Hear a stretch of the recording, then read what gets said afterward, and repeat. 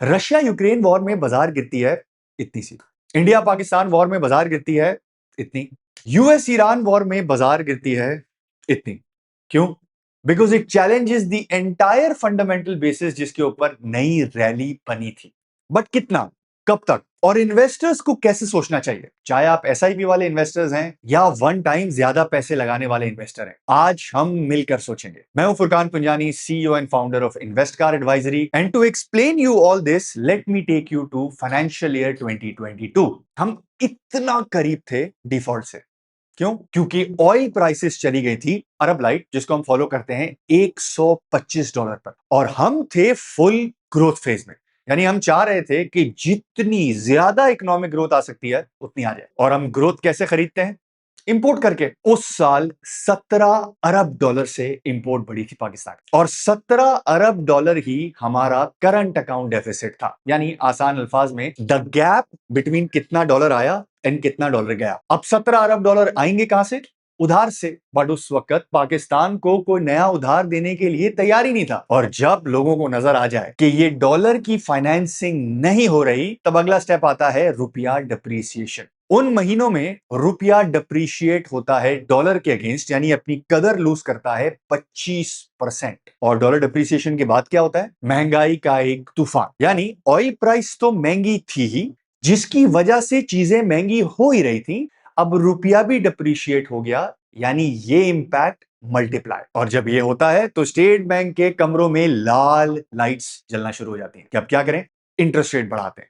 और जब interest rate बढ़ाते हैं, जो कि हमारी स्टॉक मार्केट का सबसे बड़ा दुश्मन है, स्टॉक प्राइसेस नीचे आ जाती है। बट इस टाइम पे गवर्नमेंट ने कुछ ऐसा काम किया जो उनको नहीं करना चाहिए था, और वो अभी मैं थोड़ी देर में आपसे डिस्कस करूंगा, क्योंकि वो इस केस में बहुत ज्यादा इंपॉर्टेंट है। ये सब मैं आपको क्यों याद दिला रहा हूं? ये सब मैं आपको इसलिए याद दिला रहा हूं क्योंकि जो ऑयल प्राइसेस उस वक्त थी, आज भी ऑयल प्राइसेस वहीं पहुंच गई। आपने सुना होगा ना लोगों को कहते हुए कि $110, $120 की ऑयल प्राइसेस हो गई हैं। वो तो ठीक ही है, उसके साथ साथ जो पेट्रोलियम प्रोडक्ट्स हम इंपोर्ट करते हैं, जो कि क्रूड से ज्यादा इंपोर्ट करते हैं, वो और ज्यादा बढ़ गया है। क्योंकि इस वॉर में एक तो मिलिट्री टारगेट्स हैं, और दूसरा refineries, petrochemical, LNG plants, gas processing plants, सब पे इसका इंपैक्ट आ रहा है। एक तरफ तो चीजें महंगी हो गई हैं, दूसरी तरफ क्वांटिटी भी नहीं मिल रही है because of straight of Hormuz की ब्लॉकेज। और ये चीज मैं आपको इसलिए भी याद दिला रहा हूं क्योंकि लास्ट पूरी रैली का बेसिस, जो कि FY23 एंड 24 से शुरू हुई, FY26 तक चल रही थी, उसका बेस सिर्फ एक था, पाकिस्तान इकोनॉमिक स्टेबिलिटी। और अब चूंकि आपको वही ऑयल प्राइसेस नजर आ रही हैं, तो आप हो गए हैं कंफ्यूज कि क्या ये उतना ही बड़ा है? क्या इसमें और उस टाइम के ऊपर कोई फर्क है? क्या जो उस टाइम पे जिस क्वांटम से मार्केट नीचे आई थी, क्या उसी क्वांटम से हमें एक्सपेक्टेशन करनी चाहिए? So let's get this thing straight. Pakistan में the economy matters more than the stocks. आप किसी भी रैली को उठा के देख लें, you will start to understand कि अगर इकोनॉमी ठीक थी तो उस टाइम के ऊपर स्टॉक्स ने बहुत अच्छा परफॉर्म किया। ये अच्छे स्टॉक्स इस पूरी डिक्लाइन के टाइम के ऊपर अपनी अर्निंग्स को मेंटेन करने की काबिलियत रखते हैं, उन अर्निंग्स को डिविडेंड बना के आपको देने की काबिलियत रखते हैं। जब हालात ठीक होते हैं तो ये स्टॉक्स बहुत तेजी से ऊपर आते हैं। ये वही स्टॉक्स होते हैं जो बुरे हालात में डिफॉल्ट नहीं हो जाते, but they still fall। But अगर मैं आपको कहूं कि मुझे 2022 से पाकिस्तान 2026 का डिफरेंट लग रहा है, तो मतलब बहुत ज्यादा नहीं बट बहुत हद तक different. Let me explain this to you with a real example. Covid के दौरान मेरे 2-3 दोस्त थे जो सब के सब तकरीबन सेम सैलरी ब्रैकेट में थे और सेम ही इलाकों में रहा करते थे, बट कोविड का एक्सपीरियंस दोनों का बहुत फर्क था। एक दोस्त के लिए it was really really troubling, एक दोस्त के लिए इट वॉज एज यूजुअल। और पता है फर्क क्या था? कोविड में एंटर होने से पहले मेरे पहले दोस्त की सिचुएशन और दूसरे दोस्त की सिचुएशन बहुत फर्क थी। मेरा पहला दोस्त इकोनॉमिक ग्रोथ को देख के उसने एक नई गाड़ी बुक कराई थी, उसके इलाके के आसपास एक नया फ्लैट बन रहा था, वो उसने बुक कराया था, इंस्टॉलमेंट दे रहा था। बट मेरे दूसरे दोस्त को इन सारी चीजों की जरूरत नहीं थी, उसकी लाइफ एज यूजुअल चल रही थी। ये एग्जाम्पल मैंने क्यों दी? ये एग्जाम्पल मैंने इसलिए दी कि क्राइसिस का जो क्वांटम का अंदाजा लगाना होता है ना, वो आपकी सिचुएशन बिफोर द क्राइसिस आपको बताती है कि ये क्राइसिस आपको कितनी हिट करेगा। जैसे मेरे पहले दोस्त को दिमागी तौर पे, फाइनेंशियली तौर पे बहुत बड़ा हिट हुआ, बट दूसरा दोस्त वॉज बेटर ऑफ। यही डिफरेंस है Pakistan of 2022 and Pakistan of 2026। इस क्राइसिस में एंटर होने से पहले we were in better shape. We are entering this crisis like my second friend. मतलब इस क्राइसिस होने से पहले डॉलर इनफ्लो और आउटफ्लो वॉज बेटर। एक्सपोर्ट ना बढ़ने के बावजूद भी इंपोर्ट्स को रेमिटेंसेस सपोर्ट कर रही थी, यानी इंपोर्ट्स बढ़ती थी, रेमिटेंसेस भी उसके साथ साथ बढ़ जाती थी। हमारे पास ट्रेड में डॉलर वॉज अ सरप्लस। इतने प्रेशर के बावजूद state bank did not cut the interest rate. अगर वो कर देते तो हमारी इकोनॉमी ग्रो करना शुरू करती, और पाकिस्तान की इकोनॉमी जब ग्रो करती है तो डेफिसिट्स बढ़ते हैं, यानी इंपोर्ट्स बढ़ते हैं। अगर ये होता तो हम FY22 टाइप की सिचुएशन में होते, एक ऐसी सिचुएशन जो हमने खुद तो क्रिएट की और फिर एक शॉक आके लगा और इसका इंपैक्ट हो गया मल्टीप्लाई। अगर ऐसा होता तो हमें अपनी चीजों को सुधारने में फिर वही 2-3 साल लगते, चाहे ऑयल प्राइसेस इंटरनेशनल मार्केट्स में कितनी ही नीचे आ जाए। आपको याद है FY23 के अंदर ऑयल प्राइसेस नीचे आई थी, बट हमारे हालात कुछ बहुत ज्यादा इंप्रूव नहीं हुए थे, क्योंकि उस शॉक से पहले हमने अपनी बहुत सारी चीजों को अपने हाथ से ग्रोथ के लिए स्ट्रेच कर दिया था। That is the difference that I see between FY22 and FY26। No, I am not saying सब कुछ ठीक है। मैं ये नहीं कह रहा हूं कि इस शॉक का पाकिस्तान को फर्क ही नहीं पड़ेगा। मैं कह रहा हूं इस शॉक से निकलने में अगर हम अपनी इकोनॉमिक सिचुएशन को बेटर मैनेज करते हुए चलते हैं, जिसके बारे में अभी मैं जरा सी बात करूंगा आपसे, हम जल्दी बाहर आ सकें। चलें, एक इंटरेस्टिंग बात बताता हूं। दुनिया में अक्सर और बेशतर शॉक्स कैसे आते हैं? ऑयल प्राइसेस की वजह से आते हैं। तो ऑयल अगर हमारे लिए महंगा होता है तो बाकी मुल्कों के लिए भी महंगा होता है। जब ऑयल प्राइस ऊपर जाती है तो कंट्रीज क्या करती हैं या कंपनीज क्या करती हैं? रैशनलाइज करती हैं अपनी डिमांड को। इंडस्ट्रीज की ग्रोथ स्लो डाउन हो जाती है क्योंकि लोगों के पास पैसा नहीं होता है आउटपुट खरीदने का, और ये देख के ऑयल प्राइसेस खुद ही नीचे आ जाती है। और जैसे ही ऑयल प्राइसेस नीचे आती हैं, हर वो कंट्री जो शॉक के अंदर अपने आप को संभाल के चल रही थी, चीजें फौरन इंप्रूव होती हैं। लेकिन अगर किसी शॉक के अंदर कोई कंट्री बर्बाद हो जाए क्योंकि उसकी सिचुएशन पहले से बहुत बुरी थी, चाहे ऑयल प्राइसेस कितनी ही नीचे आ जाए, उसको बहुत टाइम लगता है to go back to that level. अब मुझे बताएं, पाकिस्तान के जो भी इकोनॉमिक नंबर्स हमें मिल रहे हैं, 12 से 15 अरब डॉलर का इंपोर्ट बिल बढ़ जाएगा, हमारी इन्फ्लेशन बढ़ जाएगी जो कि पहले से लग रही थी कि 9-10% जून तक पहुंचने वाली है, वो शायद अब 13-14% पे पहुंच जाए। लोगों को रुपी डिप्रिसिएशन का रिस्क है। क्या ये रिस्क 80% फौरन खत्म नहीं हो जाएंगे अगर दिस वॉर सॉर्ट्स आउट? हो जाएंगे, right? We will be back to 80% where we were before this crisis. So let me summarize all this story. Pakistan का इकोनॉमिक क्राइसिस हमेशा डॉलर इनफ्लो और आउटफ्लो के गैप की वजह से शुरू हुआ है, जिसको हम डेफिसिट्स कहते हैं।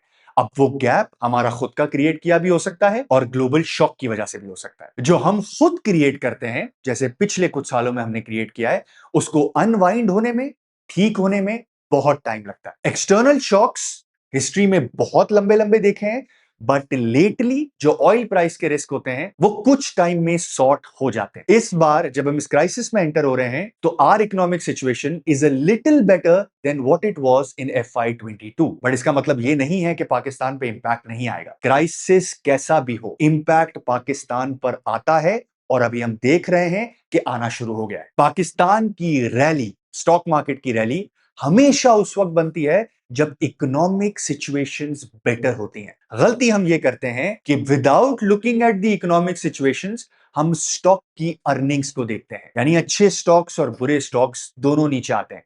अच्छे स्टॉक्स का फायदा यह होता है कि उन क्राइसिस के अंदर कुछ की अर्निंग्स बढ़ जाती हैं या स्टेबल रहती हैं। जब क्राइसिस चल रहा होता है तो इनके डिविडेंड्स आपको उस टाइम पे सस्टेन करते हैं बिकॉज उनकी अर्निंग्स अपनी जगह पे मौजूद हैं। बट कुछ स्टॉक्स ऐसे होते हैं जो हमने सिर्फ खुदा ना खास्ता इसलिए ले लिए होते हैं कि हम पीछे की अर्निंग्स देख रहे होते हैं, उन पे सबसे ज्यादा इंपैक्ट आता है। बट अच्छे स्टॉक्स हो या बुरे स्टॉक्स हो, इंपैक्ट हमेशा आता है जब सिचुएशन पाकिस्तान की इकोनॉमिक्स में कंसर्नफुल हो जाती है। सो फुरकान भाई, अब सोचना क्या है? बस दो चीजें सोचनी है। आपका इन्वेस्टमेंट होराइजन क्या है और आप कौन से स्टॉक्स लेके बैठे हैं। नहीं नहीं फुरकान भाई, सोचना तो ये था ना कि वॉर कब एंड होगी, पाकिस्तान का इंपोर्ट बिल कितना बढ़ जाएगा, रुपया कितना डिप्रीशिएट होगा, रुपया डिप्रीशिएट हुआ तो इन्फ्लेशन कितनी आएगी, इंटरेस्ट रेट कैसे ऊपर जा सकता है और कितना ऊपर जा सकता है। आप मुझे ये बताएं, आपके पास कोई ऐसी सोर्स ऑफ इंफॉर्मेशन है जो किसी के पास नहीं है, जो आपको यह बता दे कि वॉर कितनी लंबी चलने वाली है या खत्म होने से एग्जैक्टली पहले आप स्टॉक्स ले लें? मेरे पास नहीं है। दैट इज वाई मेरे लिए ये दो क्वेश्चंस बहुत इंपॉर्टेंट है, मेरा time horizon and the stocks that I own. और ये बात हम ऑलरेडी कर चुके हैं कि before entering into this war Pakistan की सिचुएशन थोड़ी सी बेहतर थी, और ये शॉक एक्सटर्नल है, और हमें ये भी पता है कि हम ये प्रिडिक्ट नहीं कर सकते कि ये शॉक कब खत्म होगा। शायद ये इस वीकेंड पे एंड हो जाए, शायद ये 6 महीने चले, या शायद उससे भी लंबा, nobody nose. So again, time and what do you own. अब व्हाट डू यू ओन वाला क्वेश्चन समझाना बहुत ज्यादा आसान है, सो let me give you an example. मेरे दोस्त ने मुझे एक पोर्टफोलियो भेजा जो उसके किसी दोस्त का था, वो अभी 185,000 पे इंडेक्स पे एंटर हुआ था। 70 लाख रुपए उसने लगाए थे, जिसकी आज पोर्टफोलियो वैल्यू 45 लाख रुपए है। और बाय द वे, उसने गाड़ी लेनी थी कोई 90 लाख रुपए की, उसने कहा 70 लाख रुपए लगाऊंगा, 20 लाख रुपए बच जाएंगे, जैसे ही 90 लाख रुपए होंगे मैं गाड़ी ले लूंगा। अभी भी गाड़ी तो आ जाएगी, बट ऑल्टो। और उसने जो स्टॉक्स चूज किए, दे हैव फॉलन बाय 35% और मोर। सो ये बंदा नहीं बनना है। चेक योर पोर्टफोलियोज, क्या ओन करते हैं आप। जब क्राइसिस आता है ना, एवरीथिंग फॉल्स टुगेदर। सीमेंट भी गिरा है इस बार, बट फर्टिलाइजर भी गिरा है, ऑटोस तो गिरे ही हैं, ऑयल एंड गैस सेक्टर भी गिरा है, फार्मा तो गिरे ही हैं, बट बैंक्स भी उसके साथ गिरे। यानी जब क्राइसिस शुरू होता है ना, एवरीथिंग फॉल्स स्ट्रेट अप। जो चीज जिस इन्वेस्टर के पास पड़ी है, वो उसका पहला रिएक्शन ये होता है, मैं बेचता हूं, बाद में देखूंगा। बट इस इनिशियल रिएक्शन के बाद जो स्टॉक सॉलिड होते हैं ना, जिसके पीछे अर्निंग्स की बैकिंग होती है, दे स्टॉप फॉलिंग या फिर बढ़ना शुरू करते हैं हल्का हल्का। लेकिन वो स्टॉक जिसमें कोई साउंड फंडामेंटल्स नहीं थे, दे कीप ऑन फॉलिंग।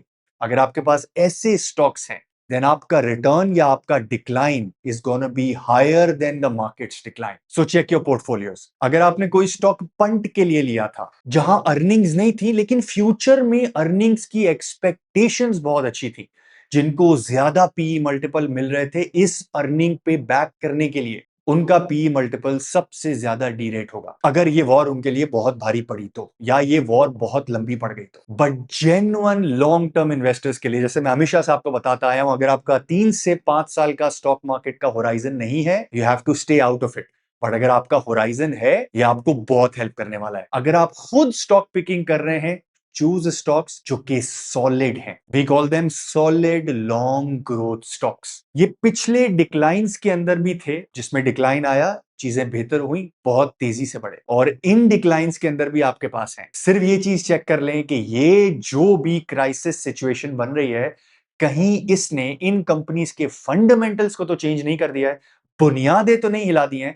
क्योंकि अगर आप एसआईपी करते जा रहे हैं, तो आज आपको वो स्टॉक्स ऑन एन एवरेज 20% नीचे मिल रहे हैं, और अगर मार्केट गिरती रहती है तो कंटिन्यूअसली आपकी एवरेज इन अच्छे स्टॉक्स में नीचे होती चली जा रही है। और अगर क्राइसिस खत्म हो जाता है, मार्केट ऊपर आ जाती है, these stocks will come up much faster than बगैर पिलर वाले स्टॉक्स। बट आपने तो तब भी नहीं बेचना है, because still you will keep on investing no matter the price is. Now, before I take you to the interesting perspectives जो कि इस क्राइसिस की वजह से डेवलप हो रहे हैं, मैं एक बार आपको रिकॉल करा दूं। वी हैव नो क्लू कि ये क्राइसिस कितना लंबा चलेगा, इसका इंपैक्ट पाकिस्तान की इकोनॉमी पर इतना बड़ा होगा, या this will be sorted and we will be there 80% जहां से हमने शुरू किया था। What we know is, stock market की investing is for those people जो कि कुछ सालों के लिए बाजार के अंदर हैं। स्टॉक पिकिंग वो कर रहे हैं जिनको स्टॉक्स की समझ है, and stock market is the machine जो कि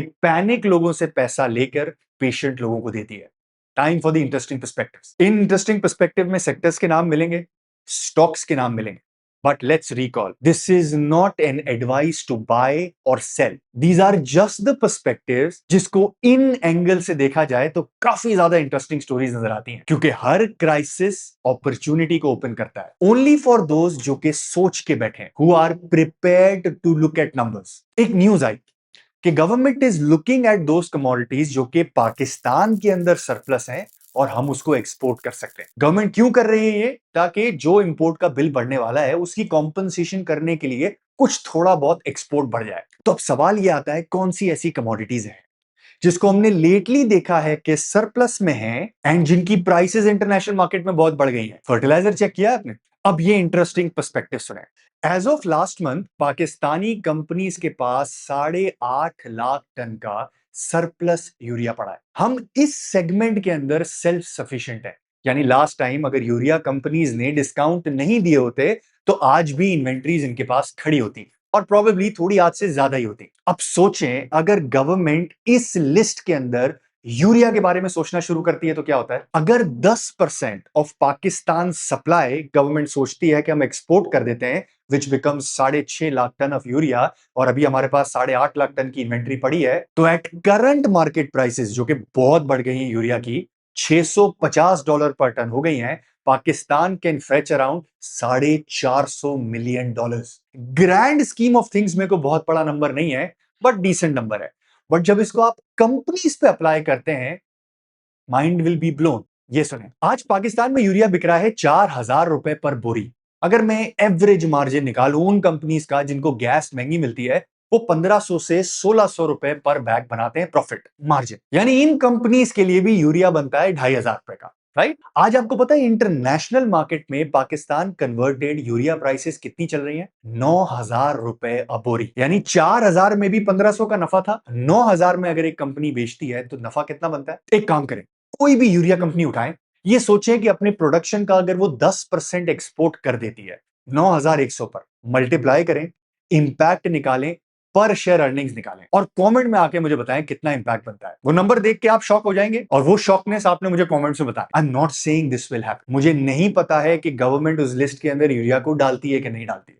मुझे नहीं पता है कौन सी कंपनी एक्सपोर्ट करती है, कौन सी नहीं करती है। The only thing that we are saying is every crisis brings an opportunity for those who have done their homework. But Furqan भाई, यूरिया बनाने में तो गैस इस्तेमाल होती है, और गैस तो खत्म हो गई ना, एलएनजी तो पाकिस्तान में आ ही नहीं रही है, तो फिर कैसे यूरिया के प्लांट चलेंगे और एक्सपोर्ट करेंगे? एक और इंटरेस्टिंग पर्सपेक्टिव, पाकिस्तान के अंदर कितना एलएनजी इंपोर्ट होता था? 800 MMCFD। आपको पता है 2 हफ्तों में, जब से ये क्राइसिस शुरू हुआ है, लोकल कंपनीज ने 450 MMCFD एक्स्ट्रा गैस निकाल के प्रोसेस करके सिस्टम में देना शुरू कर दिया है।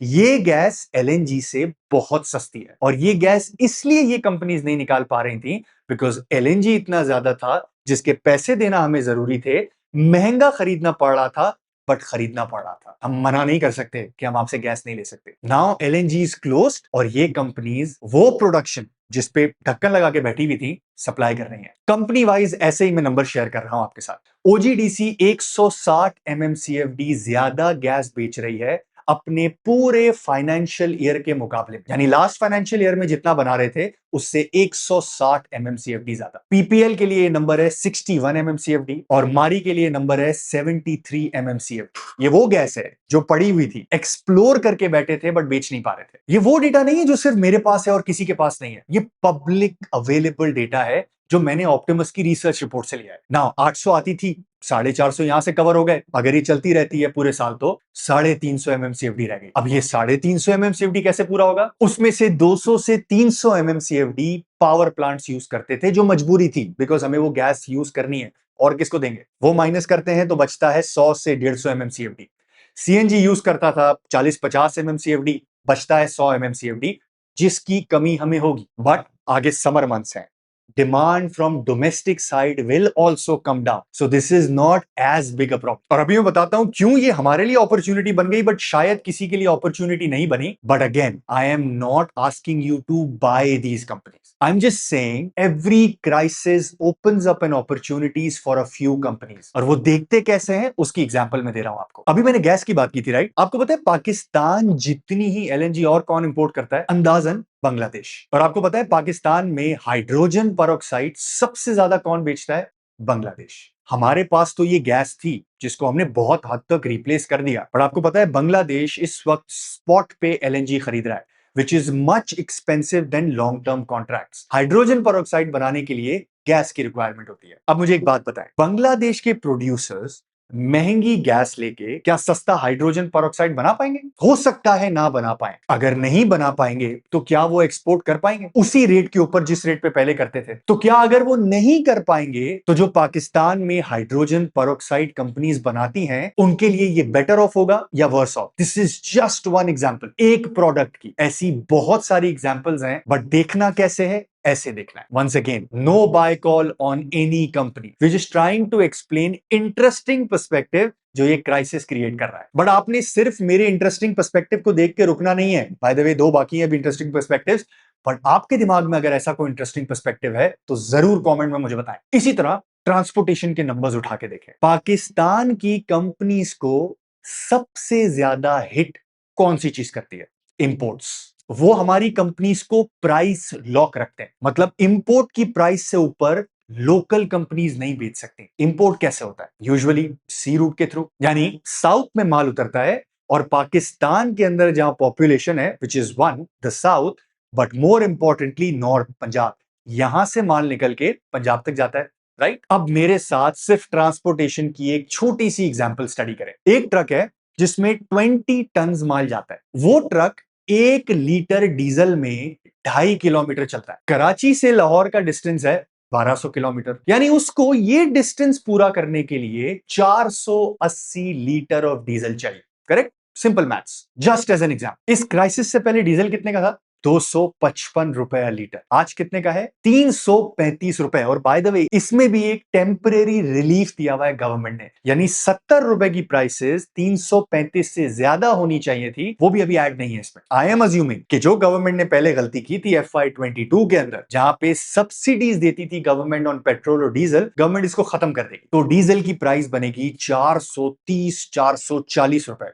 अभी की प्राइस भी मैं ऐड कर दूं तो this is a difference of 200 rupees a litre. तो जो ट्रक यहां से लाहौर जा रहा है महंगा जाएगा, यानी ये ट्रक को साउथ से नॉर्थ जाने में 90-95 हजार रुपए इंक्रीमेंटल फ्यूल खर्च करना पड़े। तो जो कंपनीज नॉर्थ के अंदर हैं, जो माल बना रही हैं, ऐसा हो सकता है ना, एक पर्सपेक्टिव है ना, कि शायद वो इस हिसाब से अपने रेट्स बढ़ा दें। अगेन, गवर्नमेंट कितना टाइम टेम्पररी सब्सिडी रखती है, ट्रांसपोर्टेशन की कॉस्ट कितनी बढ़ती है, these are all assumptions, but this is one of those interesting perspective जो नजर में रखने में कोई बुराई नहीं। अब एक आखिरी एग्जांपल देता हूं। ऑयल मार्केटिंग कंपनीज, यानी वो कंपनी जो कि पेट्रोल और डीजल बेचती हैं, उनका मार्जिन इस क्राइसिस से पहले भी 7 से 8 रुपए था, आज भी 7 से 8 रुपए। बट पहले ये 250 रुपए का diesel, petrol, what ever the rate was, बेचते थे, आज ये 335 का बेच रहे हैं। एंड वंस अगेन, अगर गवर्नमेंट ने ये टेम्परेरी रिलीफ खत्म कर दिया तो ये सोचें कि 1 लीटर कितने में बेचा, उसके अगेंस्ट कितना मार्जिन कमाया। The final product prices have gone up by 50% और उनके मार्जिन वहीं खड़े हैं। यानी वही काम करने के लिए now they will need more money, ज्यादा कैपिटल लगाना पड़ेगा बिजनेस के अंदर to make the same amount of money. अगर डीजल और पेट्रोल अवेलेबल हुआ, खुदा ना खास्ता इफ दिस प्रोलॉन्ग्स, तो क्वेश्चन तो ये भी होगा कि कितना हम इंपोर्ट कर पाते हैं ये products. Again, I am not saying to sell या बाय ऑल दीज कंपनीज जिस पे हमने बात की। I am saying this is how you stay prepared. जब भी कोई क्राइसिस आता है, वो अपॉर्चुनिटीज अपने साथ लेके आता है। For those who are prepared, look at these interesting angles. हो ना हो बात की बात, but you should be prepared to look at the stock market और the companies from all these angles. ये आपको ये बताएगा कि किन कंपनीज में अपॉर्चुनिटीज क्रिएट हो रही हैं और कौन सी कंपनीज से आपको दूर रहना चाहिए। बिकॉज अगर इसमें से कुछ भी मटीरियलाइज हो गया तो उनके लिए वो नेगेटिव है या पॉजिटिव है। You will be able to track fundamental changes. और क्या सिर्फ यही इंपॉर्टेंट नहीं है अगर आप स्टॉक पिकर बनना चाहते हैं या स्टॉक पिकिंग कर रहे हैं अपने लिए? So this was the entire perspective जो कि स्टॉक मार्केट में आज समझ आ रहा है। जब भी कोई इवेंट्स होते हैं, we are unable to predict कि ये इवेंट कब खत्म होगा। So all those questions that we think about कि कितना और बुरा हो सकता है या कितना और अच्छा हो सकता है, we have no lens to it. And there is only one way जिसके थ्रू हम अपनी इन्वेस्टमेंट्स को प्रोटेक्ट कर सकते हैं। सिर्फ वो पैसा लगाएं जो 3 से 5 साल के लिए हमें जरूरत नहीं है, और उन स्टॉक्स में पैसा लगाएं जिन स्टॉक्स के फंडामेंटल्स को या तो हम खुद समझते हैं या जिन पे हमने खुद एनालिसिस सही से कर लिया है। And we want to stay away from all those companies या दैट माइंडसेट कि बाजार चल रही है तो पैसा लगा देते हैं, जब बाजार रुकने वाली होगी तो भेज देंगे। Doesn't work in the stock market. I hope आपको एक डिफरेंट पर्सपेक्टिव मिला होगा about everything that's happening through this video. अब मैं कमेंट्स पढ़ना शुरू करने वाला हूं। Drop me a comment about your interesting angle. Thank you for watching. Allah Hafiz.